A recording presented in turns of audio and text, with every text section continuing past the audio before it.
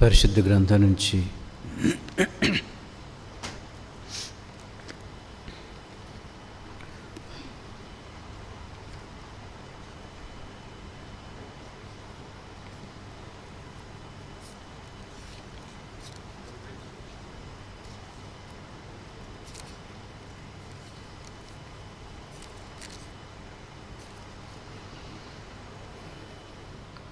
తిమోతికి రాసిన రెండో పత్రిక.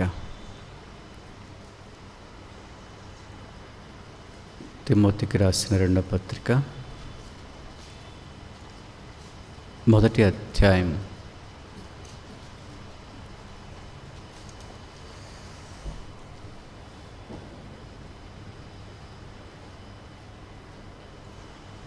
తిమోతికి రాసిన రెండో పత్రిక మొదటి అధ్యాయం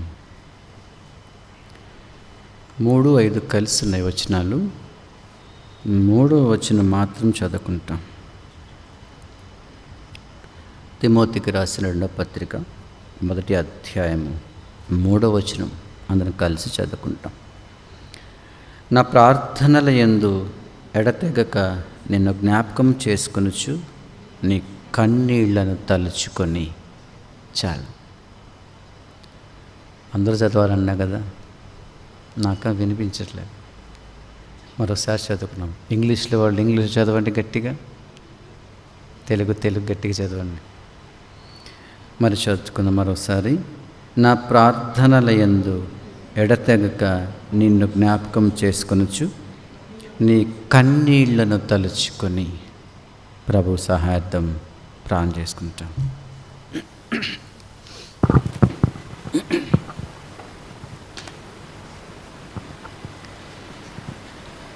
ప్రేమగల మా పరలోకపు తండ్రి, యేసుక్రీస్తు ప్రభు వారి శ్రేష్టమైన దివ్యమైన అద్వితీయమైన నామమును బట్టి మీకు స్తోత్రాలు చెల్లిస్తున్నాం.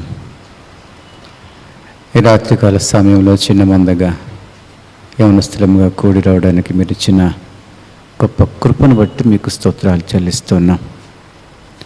నమ్మదగిన దేవుడుగా మా మధ్య నుంచి అదే రీతిగా తండ్రి మమ్మల్ని కడుక్కుంటూ కాపాడుకుంటూ మీ రెక్కల చాటున భద్రపరుచుకుంటూ మీ కృపను వెల్లడిపరుచుకుంటూ కృప వెంబడి కృప మాకు ఆపాదించుకుంటూ నన్ను మమ్మలను మీ చేతుల్లో పెట్టి నడిపించుకుంటున్న విధానాన్ని బట్టి మీకు స్తోత్రాలు చెల్లిస్తున్నాం. మా పట్ల మీరు నమ్మదగిన దేవుడుగా, కృపావాస్యుల సంపూర్ణుడుగా మీ కృపను మా పట్ల వెల్లడిపరచుకోవడమే కాకుండా నిత్య జీవంలో వారసులుగా ఏర్పాటు చేసి మీ మార్గం నడిపించి మీ చిత్తానుసారమైన ప్రణాళికలు మమ్మల్ని ఏర్పాటు చేసుకుంటున్నందుకే మీకు స్తోత్రాలు చెల్లిస్తున్నాం. ఈ రాత్రికాల సమయంలో తండ్రి మరి యవనస్తుల మీరు కూడి వచ్చినందుకే మీకు వందనాలు.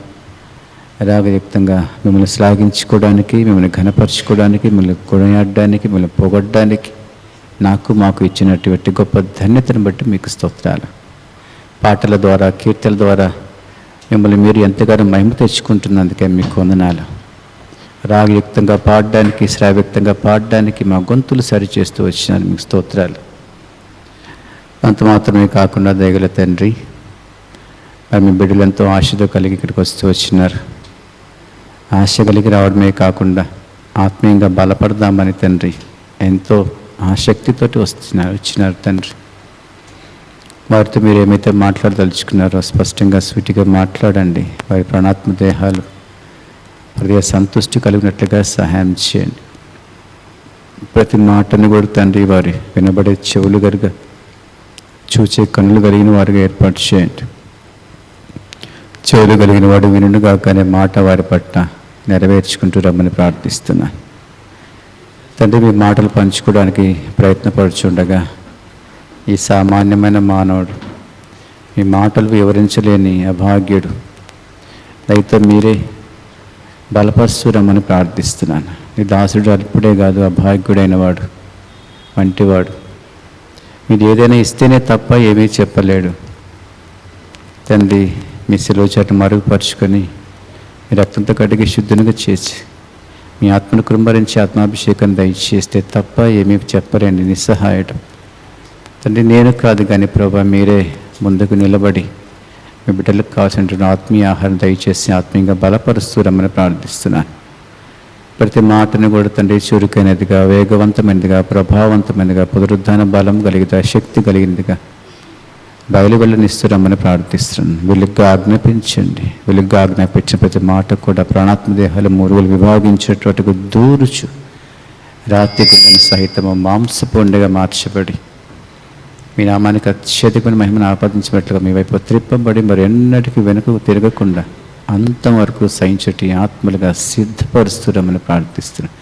అటు మాటలు వెలువడుచుకుంటున్నామని ప్రార్థిస్తున్నాను.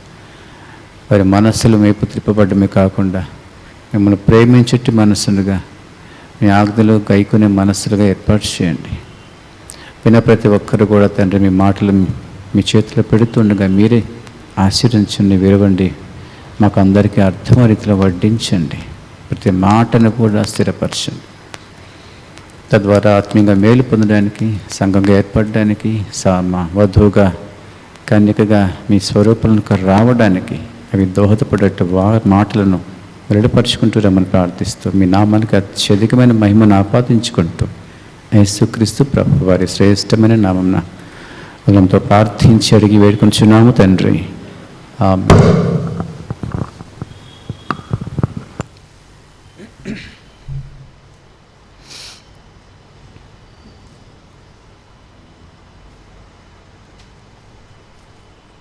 ప్రపంచంలో అందరూ ఎరిగినటువంటి ఒక గొప్ప ప్యాలెస్ ఒకటి ఉంది. ప్రపంచానికే అది తలమానికగా ఉంటున్న ప్యాలెస్ అది. మీకు ఎవరైనా చూసారా? పేరుగంచినటువంటి ప్యాలెస్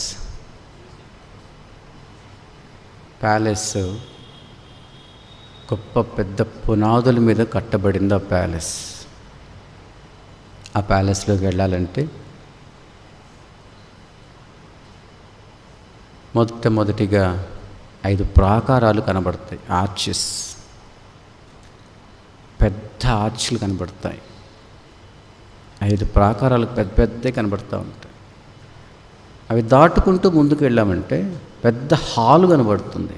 పెద్ద హాల్ కనబడుతుంది.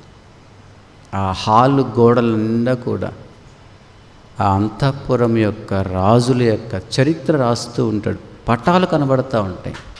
తైలవర్ణ చిత్రాలు కనబడుతూ ఉంటాయి. పెద్ద పెద్ద చిత్రాలు.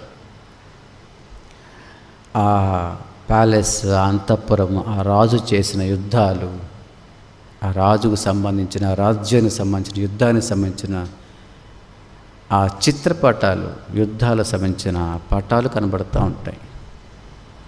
ఆ గది పెద్ద హాలు దాటుకొని కొంచెం ముందుకు వెళితే అక్కడ చాలామంది కూర్చొని వీణలు వాయిస్తూ ఉంటారు. ఆ రాజ్యం గురించి పాటలు పాడుతూ ఉంటారు. మా రాజ్యం ఇలాంటి గొప్పది, మా రాజు ఇలాంటి గొప్పవాడు. తంబూరాలు, సితారాలు, వీణలు, విపంచులు, పిల్లన గ్రోవులు, పెద్ద వీణ, సింఫనీలు, 10 తంతుల సితారులు పట్టుకొని వీణలు వాయించుకుంటూ ఆ రాజు గురించి పెద్ద పెద్ద పాటలు పాడుతూ ఉంటారు. ఆ గది కొంచెం ముందుకెళితే కొంతమంది ఋషులు ఉంటారు. ఆ ఋషులు ఆ రాజు యొక్క తెలివిని, జ్ఞానాన్ని బోధిస్తూ ఉంటారు. ఇంకొంచెం ముందుకు వెళితే ఒక 5 మంది చిన్న చిన్న సింహాసనాల మీద కూర్చుంటారు. ఆ 5 మంది పైన కూర్చుంటారు. మరి కొంతమంది ఒక 12 మంది వాళ్ళ కింద కూర్చొని వాళ్ళు కూడా రాజ్యాన్ని గురించి వివరిస్తూ ఉంటారు. మా రాజ్యం ఎంత గొప్పది, మా రాజు ఎంత గొప్పవాడని వివరిస్తూ ఉంటారు. ఇంకొంచెం ఆ గది కూడా దాటి కొంచెం ముందుకు వెళితే ఖాళీ ప్రదేశం ఉంటుంది. కొంతవరకు ఆ ఖాళీ ప్రదేశాన్ని దాటుకొని ఇంకొంచెం ముందుకెళితే అక్కడ 4 గదులు కనబడుతూ ఉంటాయి. ఆ 4 గదుల్లో కూడా ఆ రాజు యొక్క కుమారుని గురించి చెప్తూ ఉంటారు. మా ప్రిన్స్ ఇలాంటి వాడు అని చెప్తూ ఉంటారు. ఇంకొంచెం ముందుకు వెళితే చిన్న చిన్న గ్రూపులుగా ఏర్పడి డిస్కస్ చేసుకుంటూ ఉంటారు ఆ రాజ్యాన్ని గురించి. అలా డిస్కస్ చేసుకుని ఆ గది కూడా దాటి ముందుకెళితే ఒక పెద్ద స్క్రీన్ కనబడుతూ ఉంటుంది. ఆ స్క్రీన్ యొక్క ఆ తీరు చూస్తే అక్కడ కొంతమంది కూర్చొని ఆ స్క్రీన్ మీద ఆ రాజ్యం యొక్క భవిష్యత్తు ఇది అని అందరికి తెలియపరుస్తూ ఉంటారు. వచ్చిన గైడ్స్ అందరికి కూడా భవిష్యత్తు ఇది మాది అనేసి. ఈ ప్యాలెస్ 66 పిల్లర్స్ మీద కట్టబడింది. 66 పిల్లర్స్ మీద కట్టబడింది. 5 ప్రాంగణాలు, 5 ఆర్చెస్, 5 కాండాలు, వీణలు వాయిస్తున్న వారు కీర్తనలు, ఇంకొంచెం ముందుకు వెళ్తే ఋషులు, కావ్య గ్రంథాలు, పరమగీతాలు, ప్రసంగి, ఇంకొంచెం ముందుకెళితే అది సామెతలు, ఇంకొంచెం ముందుకెళితే అక్కడున్న 5 పెద్ద ప్రవక్తలు, ఆ క్రింద కూర్చున్న వాళ్ళ చిన్న ప్రవక్తలు 12 మంది బోధిస్తూ ఉంటారు రాజ్యం గురించి. కొంచెం ముందుకెళితే ఖాళీ ప్రదేశము, క్రొత్త నిబంధనకి పాత నిబంధనకి మధ్య ఉన్న గ్యాప్, 400 సంవత్సరాల గ్యాప్, అది దాటుకొని ముందుకెళ్తే 4 గదులు కూడా 4 సువార్తలు. ఆ గదులు ముందుకెళ్తే చిన్న చిన్నగా డిస్కస్ చేసుకునేవి పత్రికలు, పౌలు రాసిన పత్రికలు. ఆ లాస్ట్ మనకు అనిపించే స్క్రీను ప్రకటన గ్రంథం. ఆ ప్యాలెస్ పేరే బైబిల్, పరిశుద్ధ గ్రంథం. మీకు అర్థమవుతుందని ఈ విధంగా చెప్పాల్సి వచ్చింది. చెట్టుని, ఇది చెట్టు అంటే ఎవరైనా చూస్తారండి? చూస్తారా? ఓ మాకు తెలిసిందేగా అంటారు కదండి. ఒక చిన్న చెక్క ముక్కను తీసుకొని చెట్టులాగా దాన్ని చెక్కిన తర్వాత మంచి రంగులు వేసి, ఫ్రూట్స్ వేసి, అన్నీ వేసి రంగులతో రుద్దిన తర్వాత ఇదిగో చెట్టు అంటే ఎంత బాగా చూస్తాం మనం కదా. అదే చెట్టు కదా, అదే మామిడి చెట్టు. కాకపోతే ఏం చేస్తాం మనం? ఇదొక చిరు ప్రయత్నం బైబిల్ మీద మీకు ఆశ కలిగించడానికి. ఆ ప్యాలెస్లో ఒక మనిషి ఉన్నాడు. అతడే ఆ డిస్కస్ చేసుకునే వ్యక్తుల్లో ఒక వ్యక్తి ఉన్నాడు. అతని పేరే తిమోతి. ఆ తిమోతిని గురించి మనం గత 2 వారాలుగా ధ్యానం చేస్తూ ఉన్నాం. తిమోతి చాలా మంచివాడు. 2 వారాల్లో మనం ధ్యానం చేసుకున్న విషయం ఏంటండి? ఎవరు గుర్తుంది? అప్పటి వాళ్ళు ఎవరు లేరు ఇప్పుడు? తిమోతి ఎలాంటి వాడని చెప్పుకున్న మొదటి వారంలో మంచి గొప్ప సాక్ష్యం కలిగి ఉన్నవాడు. భక్తి చేయటంలోనూ, పరిచర్య చేయడంలోనూ, నాయకత్వం చేయడంలోనూ, సహవాసం చేయడంలో మంచి భక్తిపరుడు అనే సాక్ష్యం ఉంది కదండి. 2వ వారం ఏం ధ్యానం చేశాము అన్న? విశ్వాసం, గొప్ప విశ్వాసి కదా. 2 మాటలు మనం చూసాం. అతడు మంచి సాక్ష్యం ఉన్న వ్యక్తి, రెండోది మంచి విశ్వాసి కదా. 3వ వారము ప్రభు సహార్థమై మనము ఒకవేళ సమయ హద్దుబాటును బట్టి ఈ వారం మనము తిమోతి గురించి 3వ మాటను మనం తెలుసుకుందాం. ఏంటిది ఆ మాట అంటే, మనం చదువుకున్న లేఖన భాగం ఏంటి అంటే, నా ప్రార్థనల యందు ఎడతెగక నిన్ను జ్ఞాపకం చేసుకొనొచ్చు, నీ కన్నీళ్లను తలుచుకొని అనే మాట మనం చూస్తున్నాం. కన్నీళ్ళు అన్నప్పుడు మనకు అర్థమయ్యే విషయం ఏంటంటే, ఎప్పుడు వస్తాయండి కన్నీళ్ళు? బాధల్లో ఉన్నప్పుడు వస్తుంది, ఎడబాటప్పుడు వస్తుంది కదండి, ఇంకేదైనా మనకే ఏదైనా కష్టం వచ్చినప్పుడు వస్తుంటాయి కదా. కానీ ఇక్కడ తిమోతికి ఎప్పుడు కన్నీళ్ళు వచ్చినాయి? కన్నీళ్ళకు గల కారణం ఏంటి అంటే, ఈ కన్నీళ్ళు దేనికి సాదృశ్యంగా కనబడుతున్నాయి అంటే, ప్రార్థనకు సాదృశ్యంగా కనబడుతున్నాయి. దేనికండి? ప్రార్థన. ఇప్పుడు చెప్పండి, తిమోతి మొదటగా ఎవరు? మంచి సాక్ష్యం ఉంది, మంచి జీవితం కలిగిన వాడు. రెండవది ఎవరు? మంచి విశ్వాసి. మూడోది ఇప్పుడు మంచి ప్రార్థనాపరుడు. ప్రార్థన చాలా గొప్పది అని తిమోతి బాగా ఎరిగి ఉన్నాడు. ప్రార్థన ఎంత గొప్పదో మనకు అందరి పరిచయమే, ఎందుకంటే చాలాసార్లు చెప్పున్నాం ఈ మాటలు కదా. యేసుక్రీస్తు ప్రభువారి దగ్గర శిష్యులు అడుగుతూ వచ్చినారు కదండి, మాకు అది కావాలి ఇది కావాలి అడగలేదు. మీరు మహత్యాలు చేశారు కదా, అద్భుతాలు చేస్తున్నారు కదా, చనిపోయిన వారిని లేపుతున్నారు కదా, ఆ కిటుకులు, ఆ మర్మాలు, ఆ రహస్యాలు, ఆ మంత్రాలు నాకు నేర్పుని అడగలే శిష్యులు ఎవరు కూడా. ఏమడిగారు? మాకు ప్రార్థన నేర్పు అని అడిగారు. అంటే ప్రార్థన యొక్క విలువ వాళ్ళకు అర్థమైంది. అందుకే ప్రార్థన గురించి మనం తెలుసుకోవాల్సిన అవసరం ఉంది. ప్రార్థన ఎంత గొప్పది అంటే ఒకసారి చెప్పేట్టు జ్ఞాపకం ఉంది నాకు. ఒక మనుష్యుడు దేవుడు చేసిన సృష్టి మీద నుంచి ఒక గ్రహం నుంచి మరొక గ్రహం మీదకి వెళ్ళడానికి మానవుడు రాకెట్ తయారు చేస్తాడు కదండి. రాకెట్ తయారు చేసేటప్పుడు రాకెట్కి 3 రకాలటువంటి ఫ్లేమ్స్ తయారు చేస్తాడు. అది షార్ట్ అవుతుంది, షార్ట్ అయితే బర్న్ అవుతుంది, బర్న్ అయిన తర్వాత అది ఆ ప్రెషర్కి పైకి వెళ్తుంది కదా. బాంబు పెడతారు, అట్లా 3 పెడతారు. ఒక బాంబు వెళ్తే ఆ ఫోర్స్కి కొంత దూరం వెళ్తుంది, తర్వాత అక్కడికి వెళ్తే ఇంకొక బాంబు పేలుతుంది ఆటోమేటిక్గా, ఆ ఫోర్స్తో ఇంకా వెళ్తుంది, ఇంకోటి పేలేప్పుడు ఇంకొంచెం ముందుకు వెళ్తుంది. అలా వెళ్ళి అది నిలబట్టచ్చు, సంవత్సరం పట్టచ్చు, ఆ వేరే గ్రహంలోకి చేరుతుంది. ఒక్కరోజు 1 సంవత్సరం పడుతుంది అది వెళ్ళడానికి, లేదా 2 సంవత్సరాలు పడుతుంది. అలాంటిది ఆకాశ మహాకాశాలు ఆల్రెడీ మనం మోకరించి ప్రార్థన ప్రారంభించగానే ఆకాశ మహాకాశాలు కూడా చీల్చుకుంటూ వెళ్ళిపోయి అదే క్షణాన యెహోవా యొక్క దేవుని యొక్క పాదాల దగ్గరకు చేరేది ప్రార్థన. అంత ఫాస్ట్గా వెళ్ళిపోతుంది, రాకెట్ కన్నా స్పీడ్గా వెళ్ళిపోతుంది మన ప్రార్థన. అందుకే అది గ్రహించారు శిష్యులు కూడా. అందుకే ప్రార్థన కావాలి మాకు అని అడిగారు. ప్రార్థన అంత శక్తివంతంగా ఉండాలి, అంత రగిలింపుతో ఉండాలి. అంత ఫాస్ట్గా వెళ్ళాలంటే మనం ఇంకెంత రగిలింపుతో ఉండాలండి. ఒక రాకెట్ వెళ్ళడానికి అంత ఉష్ణోగ్రత కావాలైతే, అంత ర్యాపిడ్ కావాలి, అంత హీట్ కావాలి. మరి అంతకంటే స్పీడ్గా వెళ్ళే మన ప్రార్థనకి ఇంకెంత హీట్ కావాలి, ఇంకెంత రగిలింపు కావాలి.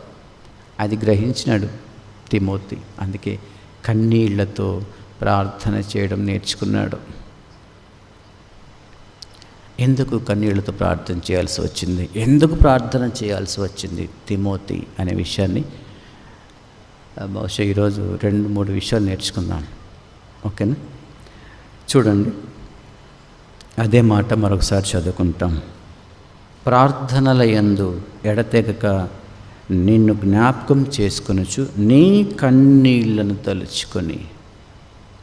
అంటే తిమోతికి భారభరితమైన ఆత్మ కలిగి ఉన్నట్టుగా మనం చూస్తున్నాం.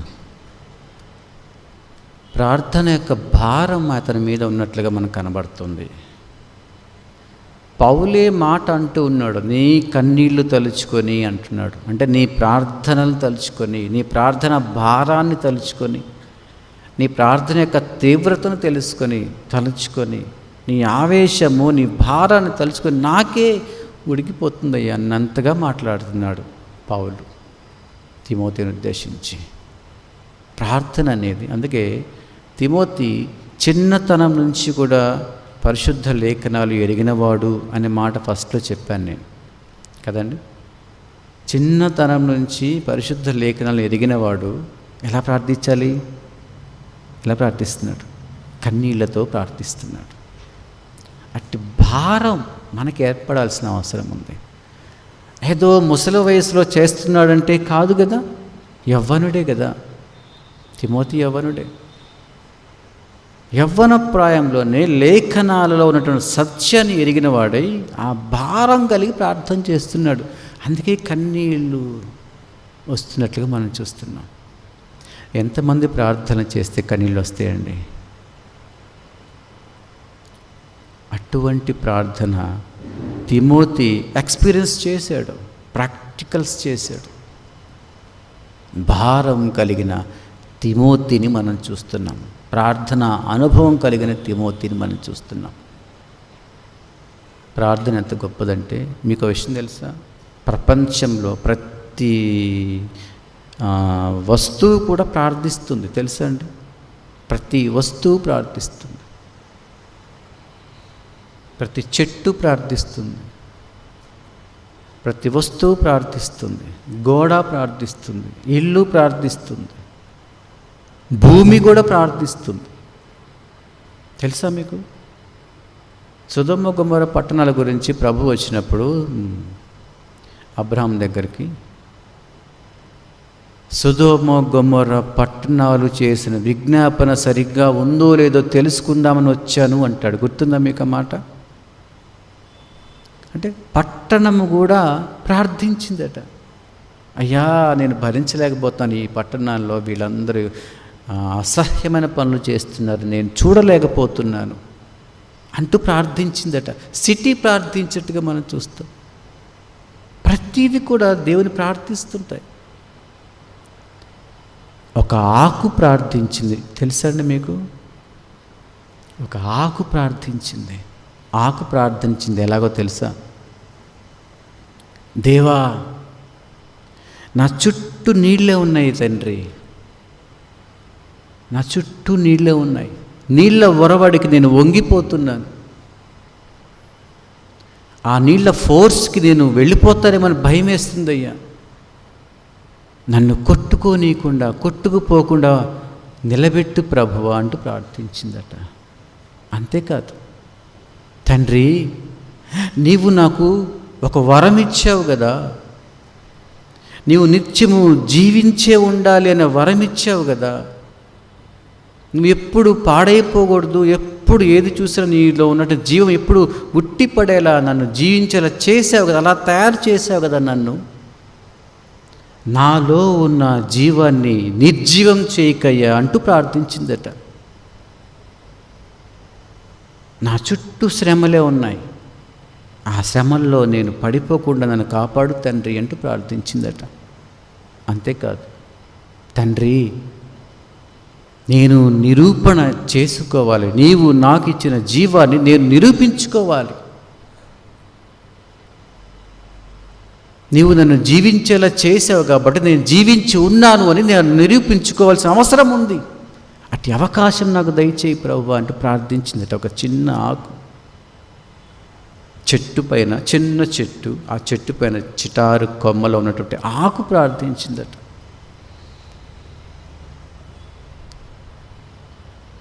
పది నెలలు అంటే 300 రోజులు నీళ్ళల్లో మునిగిపోయింది. అది ప్రక్కన చెట్లన్నీ చచ్చిపోయినాయి, ప్రక్కన చెట్లన్నీ కుళ్ళిపోయినాయి, పక్కన చెట్లన్నీ ఆ ప్రవాహాన్ని కొట్టుకుపోయాయి. ఒకే ఒక్క చెట్టు బ్రతికింది, తన ప్రార్థనను బట్టి బ్రతికింది. నేను బ్రతికున్నాను అని నిరూపించుకుంది, సాక్ష్యాన్ని కూడా చూపించింది. ఒక పావురం వరకు రాగానే, ఇదిగో నేనున్నానమ్మా, ఇక్కడ సజీవంగా ఉన్నానమ్మా అనగానే పావురం వచ్చి అదే ఆకును తుంచుకొని అలా వెళ్ళి నోవాహు దగ్గరికి వెళ్ళి చూపించింది, ఇదిగో ఆకు. That is called prayer. ప్రార్థన యొక్క ఫలితం అది. ఆకుని ఒలీవ చెట్టు, అది ఒలీవ చెట్టు ఎక్కడ వేసిన బ్రతికేస్తుంది, కొమ్మ విరిచినా బ్రతుకుతుంది, అది దానికి జీవం లేదు. అలాంటి తలాంతు ఒలీవ చెట్టుకి దేవుడు ఇచ్చాడు. జలప్రళయములో దాదాపు 10 నెలల తర్వాత జరిగిన విషయం ఇది. 10 నెలలు నీళ్ళల్లో ఉంటే చచ్చిపోతారా, బతుకుతారండి? ప్రతి చెట్టు కూడా చచ్చిపోయింది. నోవాహు పావురాన్ని వదిలినప్పుడు ఏ చెట్టు కూడా కనిపించలేదు జీవంతో కలిగి. అన్నీ చచ్చిపోయి ఉన్నాయి, అన్నీ మునిగిపోయి ఉన్నాయి, అడుగునికి వెళ్ళిపోయి ఉన్నాయి, కుళ్ళిపోయినాయి. కొన్ని వేళ్లతో సహా వాడు కొట్టుకుపోయిన సందర్భాలు కనబడుతున్నాయి. ఏ చెట్టు కూడా బ్రతికిన దాఖలాలు లేవు. ఒకే ఒక్క చెట్టు, ఒలీవ చెట్టు మాత్రమే బ్రతికింది. ప్రార్థన యొక్క ఫలితం. ఆకు ప్రార్థించింది, నన్ను సజీవునిగా నిరూపించయ్యా దేవా. 10 నెలల లోపల ఉంటే అది కుళ్ళిపోలేదు, చచ్చిపోలేదు, కొట్టుకుపోలేదు. 3 సందర్భాలు. ప్రార్థన నిన్ను బ్రతికిస్తుంది. ప్రార్థన నిన్ను కడుతుంది. ప్రార్థన నిన్ను దేవుణ్ణి దిగి వచ్చేలా చేస్తుంది. నీకు ఇచ్చిన తలాంతును, నీకు ఇచ్చిన జీవాన్ని ఎక్కడికి పోనీయకుండా కాపాడుతుంది ప్రార్థన. అంత గొప్ప శక్తి ప్రార్థనకు ఉంది. ఒలీవ చెట్టు మనకు జ్ఞాపకం చేసే విషయం ఇదే. తిమోతి లేఖనాలు ఎరిగినవాడు, ఇది గ్రహించినాడు. అయ్యో, ఒక చిన్న ఆకే ప్రార్థన చేసిందే, తన జీవాన్ని కాపాడుకుంది. అది కుళ్ళిపోలేదు, చచ్చిపోలేదు, వెళ్ళి కొట్టుకుపోలేదు కదా ప్రవాహంలో. ఆ చిన్న ఆకుకున్నటువంటి ఆ ప్రార్థనా శక్తి నాకెందుకు లేదు? ఇది గ్రహించినాడు తిమోతి. అందుకే తన ప్రార్థనలో కన్నీళ్ళు వచ్చినట్టుగా మనం చూస్తాం. తన్ను తాను నిలబెట్టుకోవడానికి తను ప్రార్థించినాడు. సమస్యలు వస్తున్నాయి, ఇబ్బందులు వస్తున్నాయి, ఇరుకులు వస్తున్నాయి, కష్టాలు వస్తున్నాయి, శ్రమలు వస్తున్నాయి, హింసలు వస్తున్నాయి. హింసల్లో పడిపోకుండా ఉండాలి ప్రభువా, శ్రమల్లో కొట్టుకుపోకుండా ఉండాలి ప్రభువా. ప్రవాహంలో కొట్టుకుపోతే చేపను ఏమంటారండి? చచ్చిపోయింది అంటారు కదా. అన్ని చేపలు కొట్టుకుపోతూ ఉంటాయి, తెల్లగా కనబడుతూ ఉంటాయి. ప్రవాహంలో కొట్టుకుపోతున్నాయి, ఒక చేప మాత్రం ఎదురీదుకుంటూ వెళ్తుంటుంది. ఎందుకండి? దానిలో జీవం ఉంది. నీ చుట్టూ, నా చుట్టూ, మన చుట్టూ, అందరి చుట్టూ కూడా శ్రమలున్నా, హింసలున్నా, ఇబ్బందులున్నా, కష్టాలున్నా, నష్టాలున్నా కానీ మనం మాత్రం కష్టాల వెంబడి కొట్టుకుపోకూడదు. ఆకు మనకు జ్ఞాపకం చేసే విషయం అదే. ఒక ఆకు ప్రార్థన దేవుడు విన్నాడు కదా. నీ ప్రార్థన, నా ప్రార్థన, మన ప్రార్థన ఎందుకు దేవుడు వినడు? ప్రార్థనలో శక్తి కావాల్సిన అవసరం ఉంది. అట్టి శక్తితో మనం ప్రార్థించాలి, ఆ శక్తితో మనం ప్రార్థించాలి, నమ్మకంతో ప్రార్థించాలి. తిమోతి ప్రార్థించినాడు. అందుకే కన్నీళ్లతో ఆయన కళ్ళు తడిచిపోయినట్లుగా మనం చూస్తాం. లేఖనాలు ఎరిగిన తిమోతి ప్రార్థన చేస్తే దేవుడు విన్నాడు. ఎక్కడైనా పడిపోయాడండి తిమోతి? ఎక్కడ పడినట్టుగా దాఖలాలు లేవు బైబిల్లో. పైగా అతనికి జబ్బు కూడా ఉందట, కడుపు జబ్బు. మరి అది గ్యాస్ ట్రబుల్ కావచ్చు, మరి ఏదైనా కావచ్చు కదా. అలాంటి స్థితిలో కూడా తన్ను తాను పడిపోకుండా, చెడిపోకుండా తను తాను కట్టుకుంటూ నిలబడ్డాడు. పరిశుద్ధ గ్రంథంలో పేరు సంపాదించుకున్నాడు. పరిశుద్ధ గ్రంథంలో 2 పత్రికలు అతని పేరు మీదుగా వ్రాయబడుతూ వచ్చినాయంటే కారణం ఏంటండి? కన్నీటితో కూడిన ప్రార్థన. ఇట్టి ప్రార్థన నీవు నేను నేర్చుకోవాల్సిన అవసరం ఉంది. నీవు నేను చేయాల్సిన అవసరం ఉంది. దేవుడు మనకి 2 విధానాలు భూమి మీద ఉంచి వెళ్ళాడు. ఒకటి బల్ల, రెండోది ప్రార్థన. బల్ల మన ఆత్మీయంగా ఎదగడానికి, ప్రార్థన మనం ఆయనతో సహవాసం చేయడానికి, ఆయనతో సంభాషించడానికి. సంభాషిస్తున్నావా దేవునితోటి నీవు నేను? ఏనాడైనా, ఎప్పుడైనా దేవునితో సంభాషించే అవకాశాన్ని మనకి ఇచ్చాడు దేవుడు. ఏనాడైనా సంభాషించావా? నాకు అది కావాలి, నాకు ఇది కావాలి అని సంపాదిస్తాం కదా అని అనుకుంటాం మనం. అన్నీ నీకు కావాలి అని అంటాం కదా మనం. నాకు అది కావాలి, నాకు జ్ఞానం కావాలి, నాకు ఆరోగ్యం కావాలి, మంచి అన్నీ మంచి మనం కోరుకుంటాం కదా. ఎప్పుడైనా దేవుణ్ణి అడిగావా? దేవా నువ్వు ఎలా ఉన్నావు అని అడిగావా? ఎప్పుడు నీ క్షేమం కోసమే అడుగుతూ ఉంటావు కదా. మరి అన్నీ ఇస్తున్న దేవునికి నువ్వు ఏమని అడిగావా?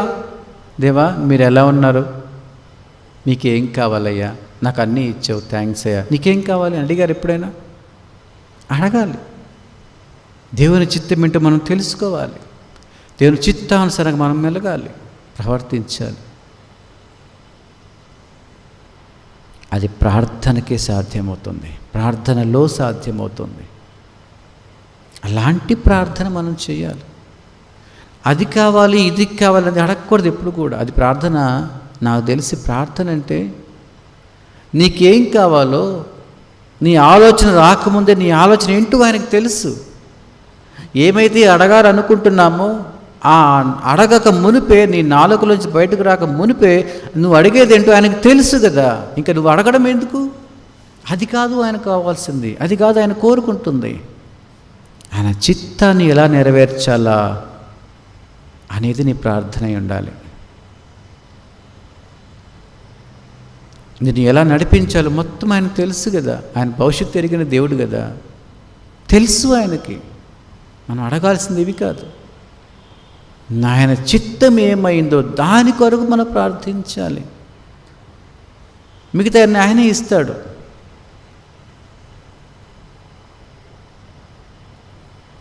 ప్రార్థన ఇవన్నీ కూడా మనకి నెరవేర్చినట్లుగా మనం చూస్తాం. ఇంకొక మాట మనం చూస్తాం, చూడండి.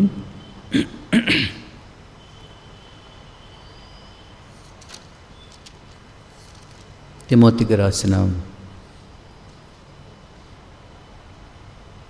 మొదటి పత్రిక, తిమోతికి రాసిన మొదటి పత్రిక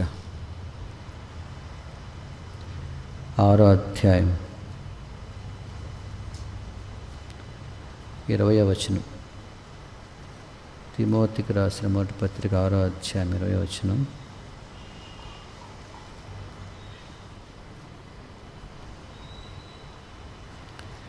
అందరు కలిసి ఒక్క మాట చదువుకుందాం. ఓ తిమోతి, నీకు అప్పగింపబడిన దానిని కాపాడి అపవిత్రమైన వట్టి మాటలకును జ్ఞానమని అబద్ధముగా చెప్పబడిన విపరీత వాదములకును దూరముగా ఉండము.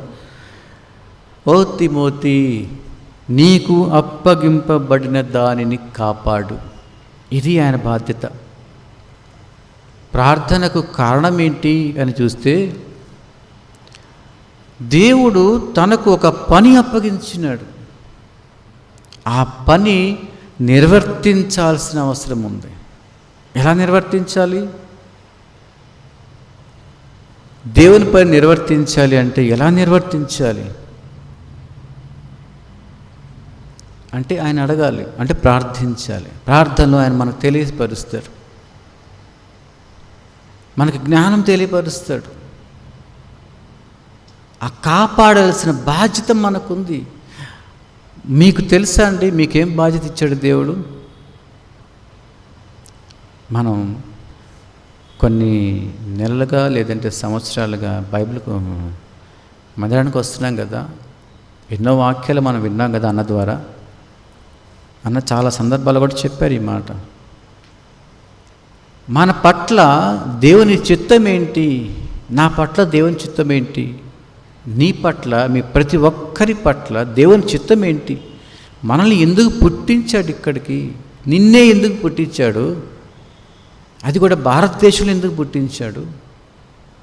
అది కూడా ఏపీలోనే ఎందుకు పుట్టించాడు? విజయవాడలో ఎందుకు పుట్టించాడు? అపోస్తలుల కార్యాలు మాటలు ఉంటాయి 17వ అధ్యాయంలో.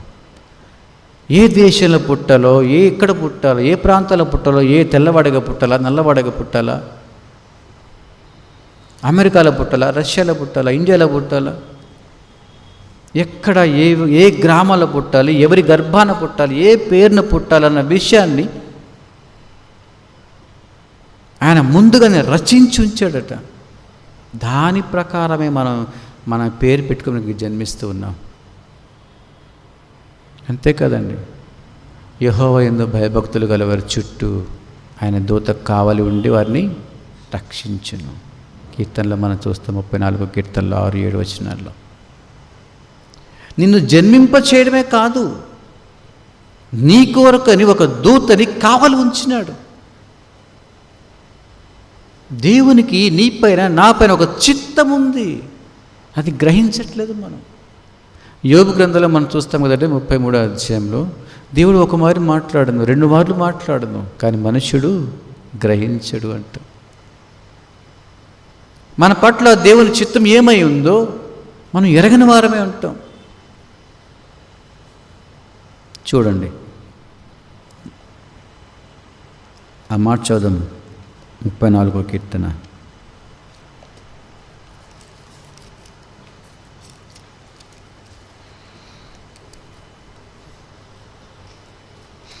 34వ కీర్తన 7వ వచనం అందరం కలిసి చదువుకుంటాము. యెహోవా యందు భయభక్తులు గలవారి చుట్టూ ఆయన దూత కావలి ఉండి వారిని రక్షించును అని. అంటే నీకు దూత ఉన్నట్ట లేదండి? మనకు ఉందా లేదా? ఈ మాట ప్రకారం చూస్తే ఉన్నారా లేరా? ఉన్నారు కదా. నీకున్నారు, నీకున్నారు, నీకున్నారు, నీకున్నారు, నాకు ఉన్నారు. ప్రతి ఒక్కళ్ళకి ఒక దూత ఉన్నారు. అది నిజమా కాదా మళ్ళీ నిరూపించుకుని వాక్యం 2 సార్లు చూడాలి మనం. మత్తయి సువార్తకి వెళ్దాం ఒకసారి 18వ అధ్యాయంలో. మత్తయి సువార్త 18వ అధ్యాయంలో 10వ వచనాన్ని క్రింద మాట చదువుదాం. చిన్నవారిలో ఒకరినైనను తృణీకరింపకుండా చూచుకొనిడి, వీరి దూతలు పరలోకమందున్న నా తండ్రి ముఖమును ఎల్లప్పుడూ పరలోకమందును చూచుచుందురని మీతో చెప్పుచున్నాను. ఈ మాట మనం గ్రహించగలిగితే చాలా జాగ్రత్తగా, వీరి దూతలు అంటే శిష్యులు ఉన్నారు అక్కడ. శిష్యులకి కూడా దూతలు ఉన్నారు, వారి వారి దూతలు ఉన్నారని అర్థమవుతుంది. ఇంగ్లీష్ చాలా చక్కగా రాశాడు ఈ మాట.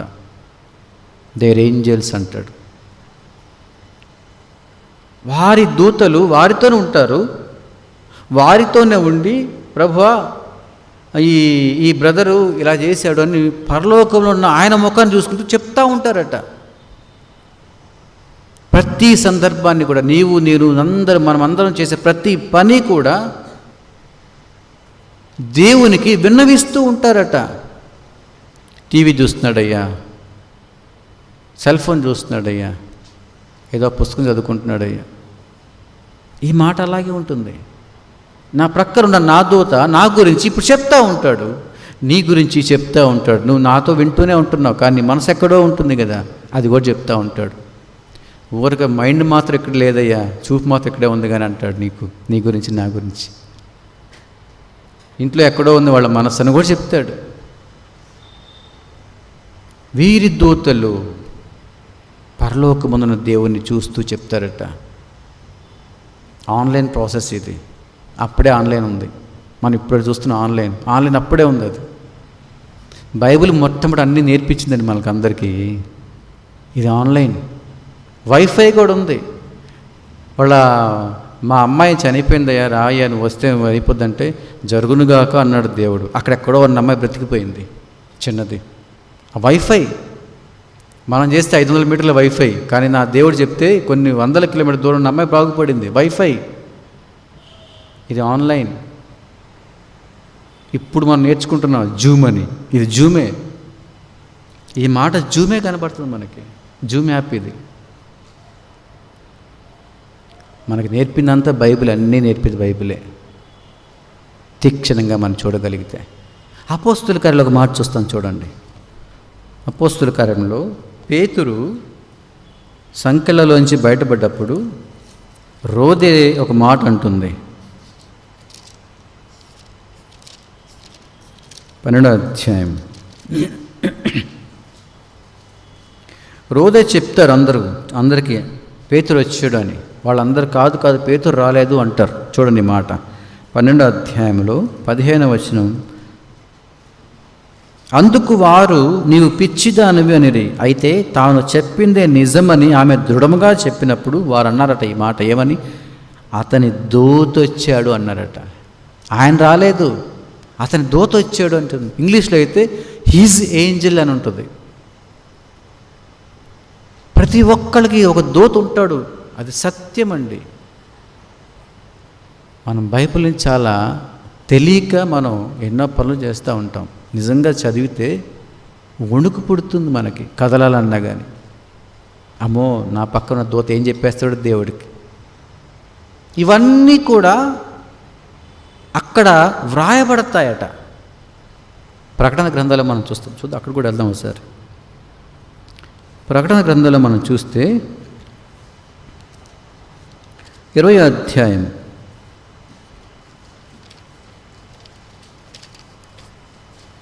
ప్రకటన గ్రంథంలో మనం చూస్తే 20వ అధ్యాయము 12వ వచనం. అందును కలిసి చదువుకుంటాం.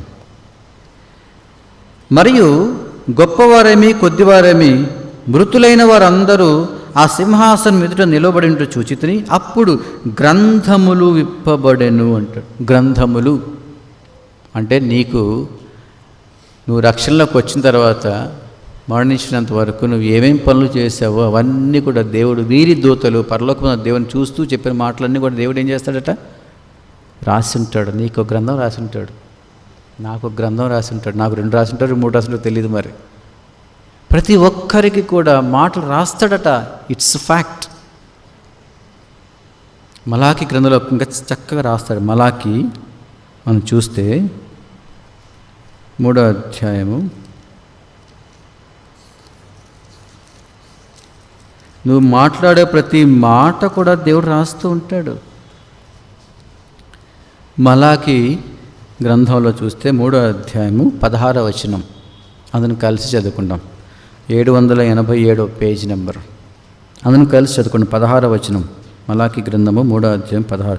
అప్పుడు యెహోవా యందు భయభక్తులు గలవారు ఒకరితో ఒకరు మాట్లాడుకొనుచుండగా యెహోవా చెవియొగ్గి ఆలకించెను.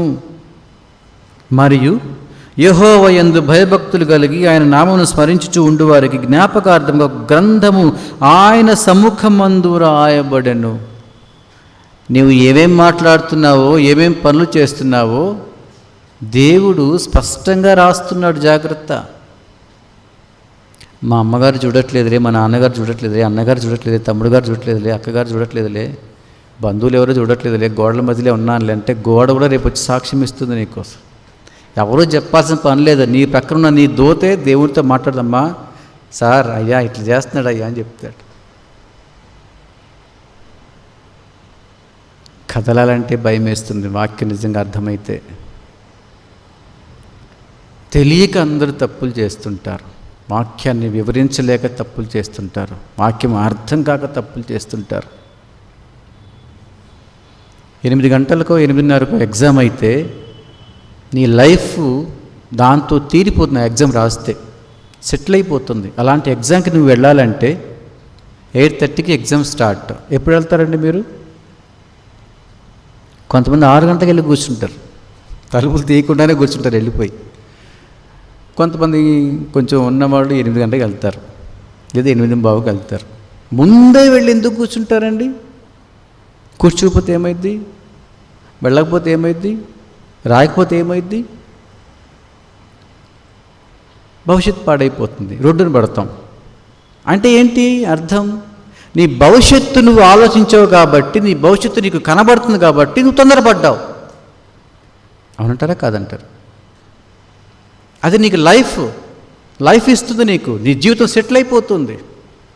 నీ లైఫ్ చాలా మంచిగా ఊహించుకుంటున్నావు, అది ఫెయిల్ అయిపోతుంది, స్పాయిల్ అయిపోతుంది. కాబట్టి నీ ఫ్యూచర్ నీకు అర్థమైంది కాబట్టి, ఆ ఎగ్జామ్ తొందరగా వెళ్ళకపోతే, రాయకపోతే నా ఫ్యూచర్ లేదు, నేను నాశనం అయిపోతాను అని మీకు అర్థమైంది కాబట్టి తొందరపడి తొందరగా వెళ్ళి కూర్చొని రాసుకుని వచ్చాం. భవిష్యత్తు నీకు తెలిస్తే నీ భవిష్యత్తు వాక్యాన్ని వదలకుండా జీవిస్తావు. భవిష్యత్తు తెలియక చాలామంది తప్పుదోవ పడుతున్నారు. యవ్వనస్తుడు తప్పగా తొట్టిల్లుదురు అంటారు. ఈ మాట కోట్ చేస్తుంటారు అందరూ. ఎందుకు తొట్టిల్లుతారండి? తెలిసి ఎందుకు తొట్టిల్లుతారు? తొట్టిల్లరు.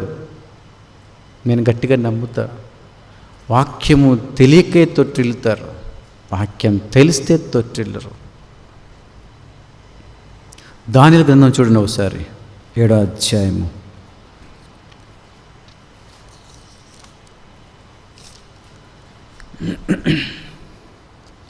ఆ గ్రంథాలు ఎందుకు రాస్తారో తెలుసా అండి? నీవి నావి ఎందుకు రాస్తారో తెలుసా? చూద్దాం, ఇక్కడ ఉంటుంది అది.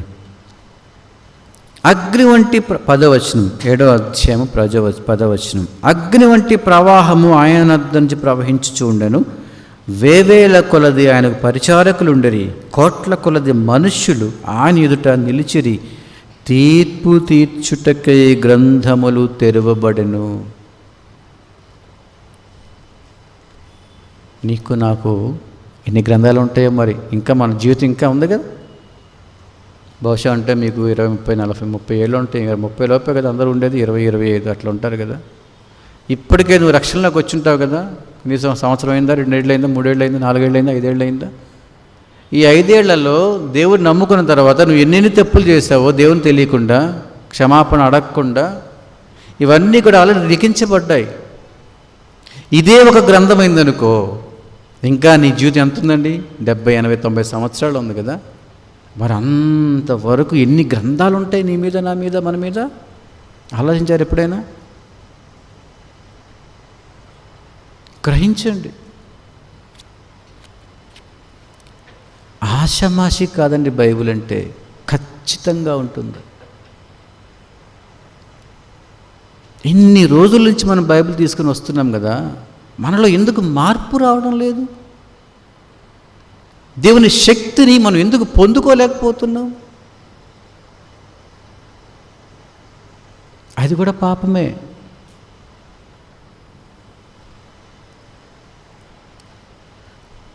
అది కూడా పాపమే.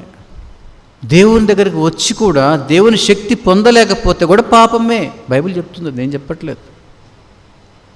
అంటే మనం ఎందుకు వస్తున్నాము? శక్తి పొందుకోవడానికి రావట్లేదు, అన్వయించుకోవడానికి రావట్లేదు, ఆ విధంగా నడుచుకోవడానికి రావడం లేదు. ఏదో వస్తున్నాము, వాళ్ళు వస్తున్నారు, ఆచారంగా వస్తున్నాము. పాపాలు 2 రకాలు ఉన్నాయి, తెలుసా అండి? పాపాలు 2 రకాలు. చూద్దామా?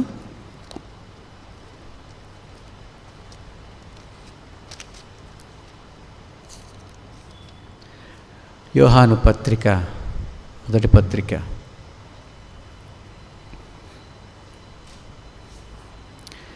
పత్రిక,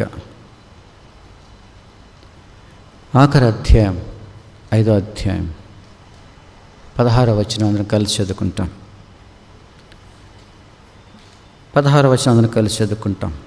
తన సహోదరుడు మరణకరము కాని పాపము చేయగా ఎవడైనను చూచిన ఎడల అతడు వేడుకొనును, అతని బట్టి దేవుడు మరణకరము కాని పాపము చేసిన వారికి జీవము దయచేయును.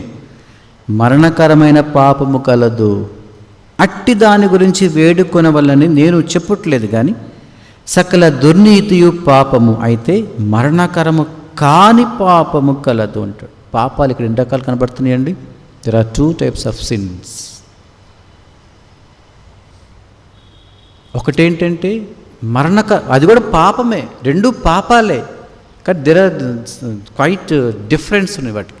మరణకరము కాని పాపము. ఒక పాపం చేస్తే దానికి ఇంకా శిక్ష తప్పదు ఇక అంతే, కానీ ఇంకో పాపం చేసే శిక్ష నుంచి తప్పించుకోవచ్చు. ఇలా ఉంటాయి 2 కూడా. ఏది మరణకరము, ఏది మరణకరము కాదు అంటే ఇక్కడ చెప్తే చూడండి. ప్రతిసారి మనం ఏం చేస్తామంటే దేవుని దగ్గరికి వచ్చి, అయ్యా క్షమించు, ఈ వారం ప్రేయర్కి వస్తాం, క్షమించు అని అడుగుతాం. ఈ వారం చేసే తప్పులన్నీ క్షమించని అడుగుతాం కదండి.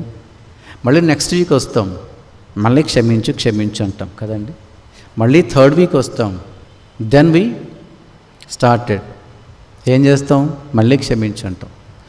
ప్రతిసారి క్షమించు అన్నప్పుడు మనకు అర్థం కావట్లేదా? అదే పాపాన్ని మనం మరలా చేస్తున్నామనే అర్థం. మనం అవునంటారా కాదంటారు? ఒకే పాపాన్ని తెలిసి చేస్తున్నట్టుగా అర్థం. అప్పుడు మనం ఏనా అదే పాపాన్ని మరలా ఒప్పుకుంటున్నామంటే, ఈ వారం ఒప్పుకున్నావు, దేవుడు క్షమించేశాడు, మళ్ళీ అదే పాపం మళ్ళీ ఒప్పుకుంటున్నావు, మళ్ళీ దేవుడు క్షమించేశాడు. ప్రతిసారి చేస్తున్నావు అంటే అర్థం ఏంటి? నువ్వు తెలిసే చేస్తున్నావు. ఒకసారి క్షమిస్తే చేయకూడదు, అది తెలిసే చేస్తున్నావు కదా.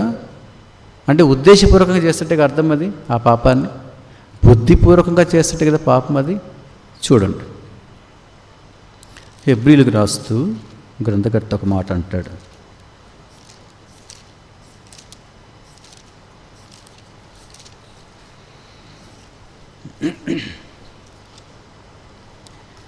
పదో అధ్యాయం,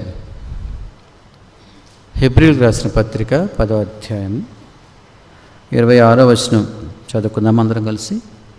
10:26 హెబ్రీలకు రాసిన పత్రిక. మనము సత్యమును గురించి అనుభవ జ్ఞానము పొందిన తరువాత, వినాలి, ఎవరు చదవట్లేదు, మనము సత్యమును గురించి అనుభవ జ్ఞానము పొందిన తర్వాత బుద్ధిపూర్వకముగా పాపము చేసిన ఎడల ఆ పాపము నాకు బలి ఇక ఉండదు. కింద ఏమి రాశాడు 27 ఆఖరిలో, అగ్నియు ఇక ఉండును అంటాడు. దహింపబోవు తీక్షమైన అగ్ని ఉంటుందట. ఇది మరణకరమైన పాపం. ఇంకా దీనికి శిక్ష ఉండదు.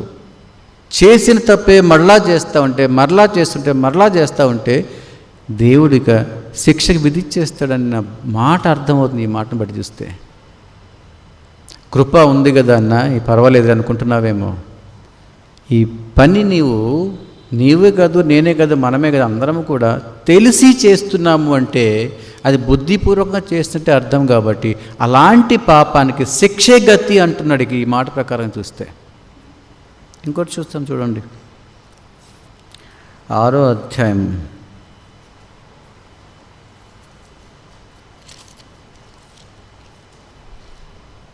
6వ అధ్యాయము హెబ్రీలకు రాసిన పత్రికలోని 6వ అధ్యాయం 4వ వచనం, అదను కలిసి చదువుకుంటాం. 6:4.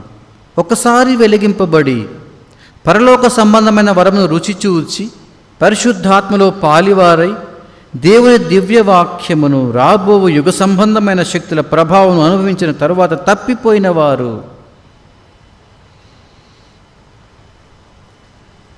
వీళ్ళకి నూతన పరచుట అసాధ్యము అంటాడు.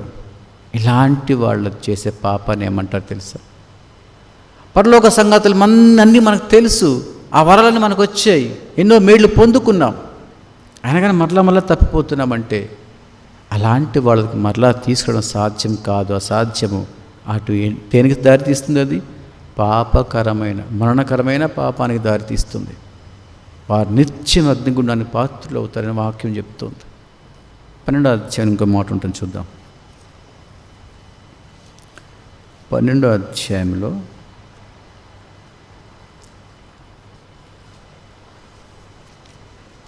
25వ వచనం,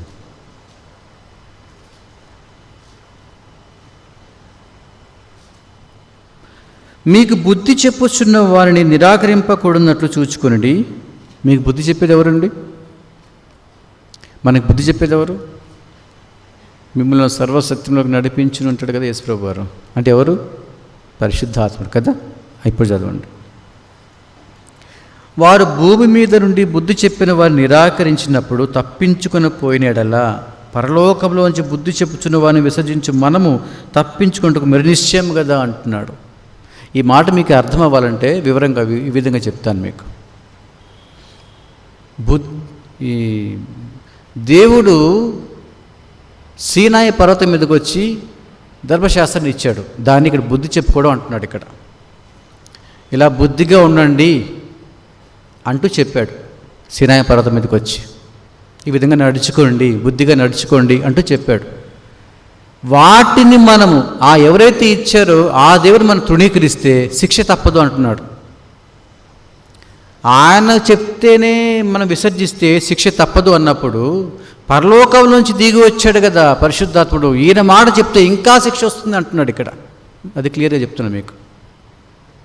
భూమి మీదకి వచ్చిన వాని మాట నువ్వు ఎదురు తీస్తే శిక్ష ఉంటుంది కదా, మరి ఆయనకే శిక్ష, ఆయన మాట వినకపోతే నీకు శిక్ష వచ్చినప్పుడు పరలోకం నుంచి దిగి వచ్చాడుగా పరిశుద్ధాత్ముడు, మరి ఈయన మాట నువ్వు వినకపోతే శిక్ష తప్పించుకోవు అంటున్నాడు. అంటే ఒక విధంగా చెప్పాలంటే పరిశుద్ధాత్మని మనం తృణీకరించకూడదు అనే మాట చెప్తున్నాడు. ఇది మరణకరమైన పాపము, దీనికి శిక్షే, ఇంకా దానికి గతి శిక్షే గతి. మత్తయి సువార్తకి వెళ్దాం ఒకసారి 12వ అధ్యాయంలో.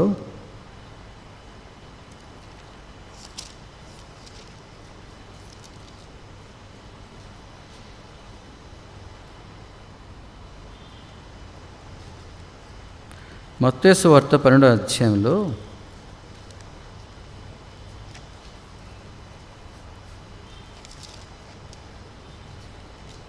12వ అధ్యాయం 31 అందరం కలిసి చదువుకున్నాం. 31.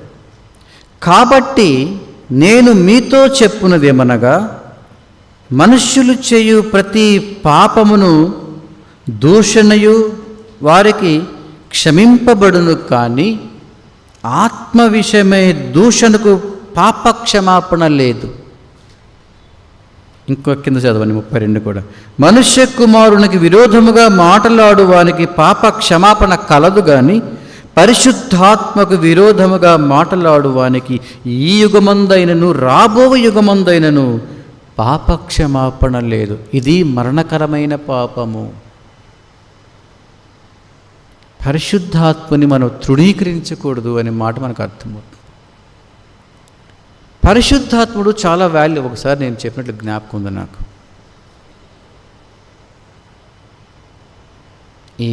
అందుకే అంటాడు, జ్ఞానాత్మ పూర్ణుడాయను అంటాడు యెహోషువ విషయంలో. మోషే చెయ్యి ఉంచగానే మోషే యెహోషువ మీద జ్ఞానాత్మ పూర్ణుడాయను అంటాడు. పరిశుద్ధాత్ముడు ఎందుకు వాల్యుబుల్ అంటే, నిజానికి పరిశుద్ధాత్ముడు యేసు ప్రభు అందరూ ఒకటే, లేఖనాలాగా ఉంటాయి. పని కావాలి కాబట్టి, మనిషి కావాలి కాబట్టి ఆయన వచ్చినాడు శరీరం ధరించుకొని. మనం మళ్ళీ తప్పిపోకూడదు అనేసి మళ్ళీ ఆత్మ నుంచి వెళ్ళాడు, అది వేరే విషయం. ఈ పరిశుద్ధాత్మను మనం ఎందుకు కాదనకూడదు అంటే, పరిశుద్ధాత్మ శక్తి ఏంటంటే, దేవుడు జన్మించడానికి పరిశుద్ధాత్మని అవసరమైనాడు. కన్యక గర్భం ధరించాలంటే పరిశుద్ధాత్మ నిన్ను కమ్ముకొనును, అప్పుడు శిశువు పుట్టును అంటాడు. దేవుడు జన్మించడానికి పరిశుద్ధాత్ముడే కారణమైనాడు. రోమిలకు రాసిన పత్రికలో, అందుకే లూకాసు వార్తలు మనం చూసినట్లయితే, ఆయనలో నుంచి ప్రభావం బయటకు వెళ్ళి వారందరినీ స్వస్థపరిచెను అనే మాట మనం చూస్తాం. స్వస్థపరిచే వరాలు కావాలంటే పరిశుద్ధాత్ముడే కావాలి. రోమా పత్రిక మనం చూస్తే 8వ అధ్యాయంలో చనిపోయిన తర్వాత యేసుక్రీస్తు ప్రభువుని లేపడానికి కారణం కూడా పరిశుద్ధాత్ముడే. పుట్టడానికి పరిశుద్ధాత్ముడే, స్వస్థలు కావడానికి పరిశుద్ధాత్ముడే, లేపడానికి పరిశుద్ధాత్ముడే. ఆ లెగిచిన ప్రభువుని మేఘం మీద కొనిపోబడినప్పుడు పరలోకానికి తీసుకెళ్ళింది కూడా పరిశుద్ధాత్ముడే. మేఘం అంటే పరిశుద్ధాత్ముడు. నిన్ను కట్టేది పరిశుద్ధాత్ముడే, నిన్ను నిలబెట్టేది పరిశుద్ధాత్ముడే, నేను సంఘంగా కడుతుంది పరిశుద్ధాత్ముడే, ఆయన పోలికలకు తీసుకుని వస్తుంది పరిశుద్ధాత్ముడే, నీకు బోధిస్తుంది పరిశుద్ధాత్ముడే.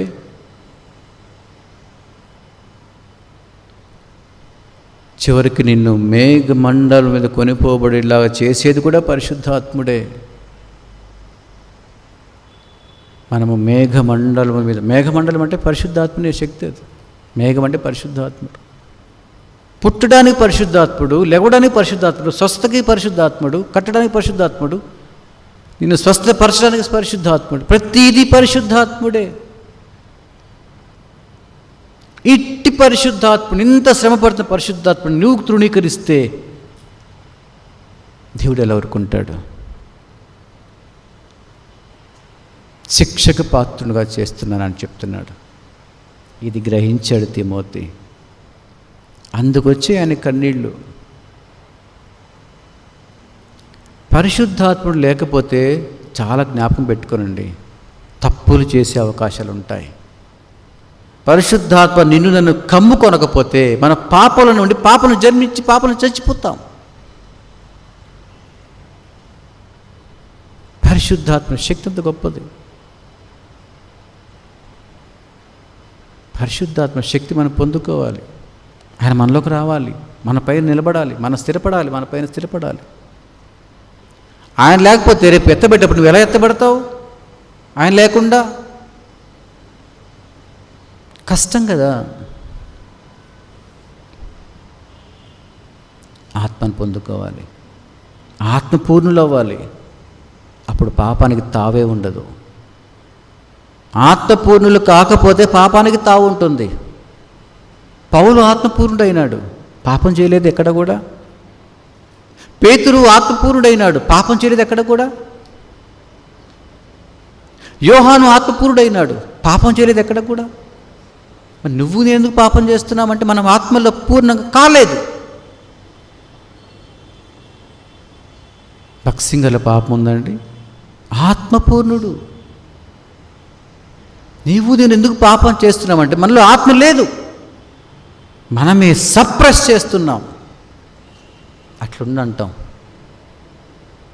వాక్యాన్ని ధ్యానం చేస్తే ఒక సందర్భంలో ఒక 1 year ధ్యానం చేసిన ఒక మాట గురించి నేను, హన్నా ప్రార్థన చేసినప్పుడు ఎందుకు ఏలి మత్తురాలు అన్నాడు అని.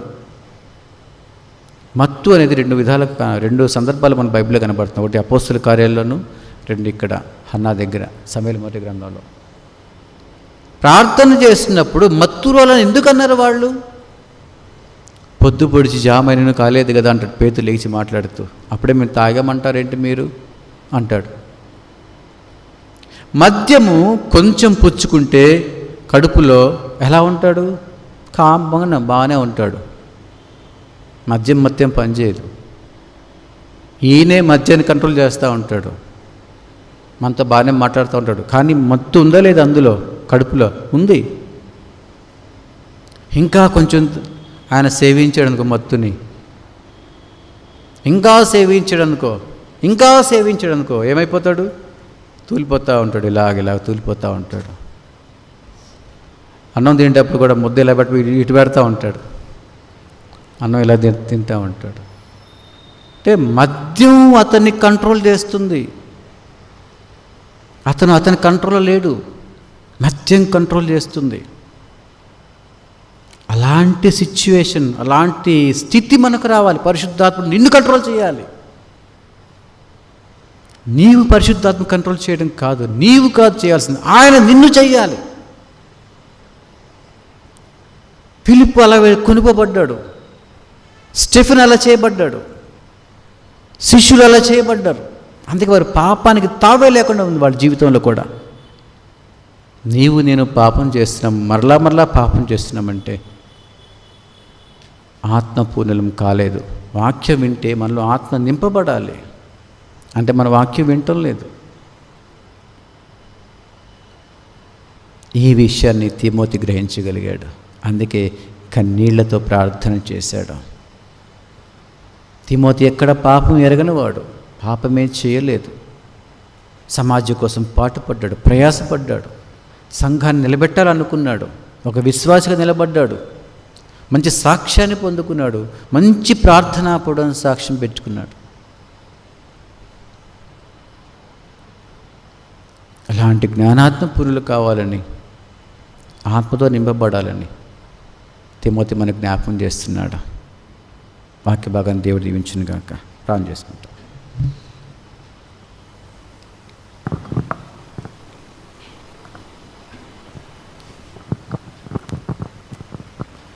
ప్రేమగల మా పరలోకపు తండ్రి, దయగల దేవ, యేసుక్రీస్తు ప్రభు వారి శ్రేష్టమైన నామను బట్టి మీకు స్తోత్రాలు చెల్లిస్తూ ఉన్నాం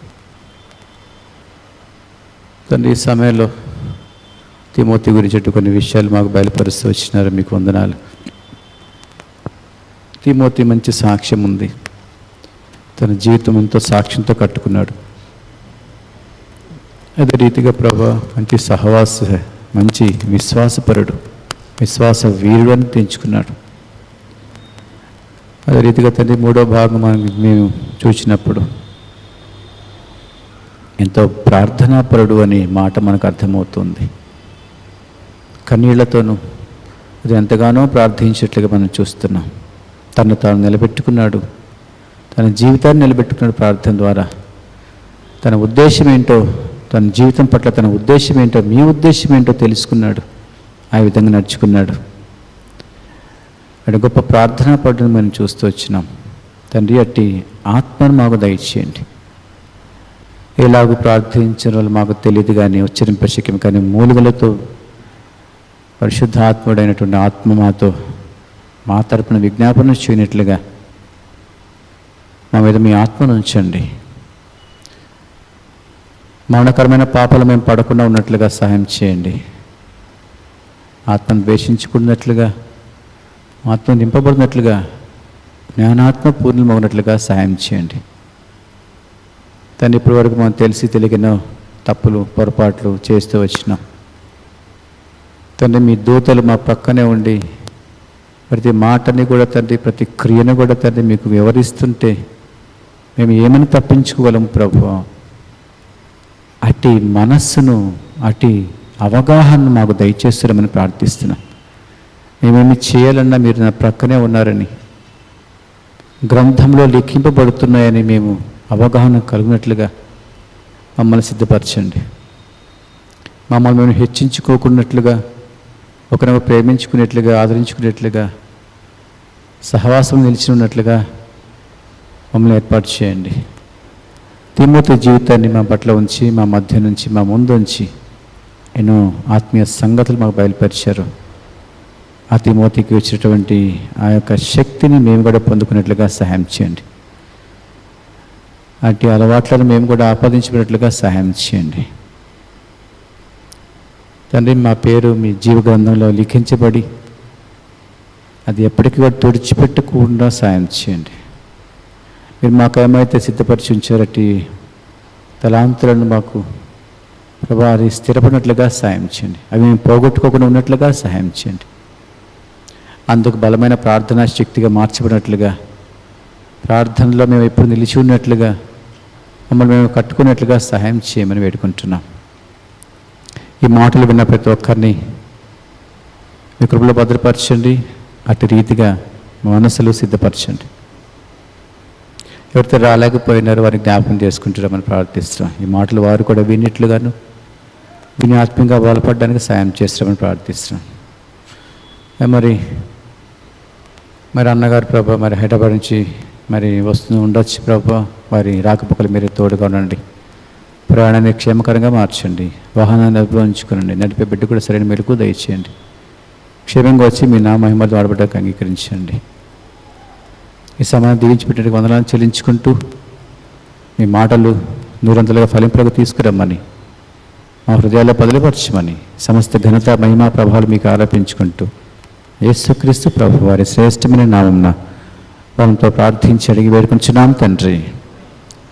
తండ్రి అయిన దేవుని ప్రేమయు, యేసుక్రీస్తు ప్రభు వారి కృపయు, పరిశుద్ధాత్మ అందులో నిన్న సహవాసం ఇప్పుడు ఎల్లప్పుడూ యుగముల పర్యంత వరకు సదాకాలము చేరుచే ప్రతి ఒక్క బిడ్డ మీద తోడైండును గాక. ఆమేన్. Praise the lord.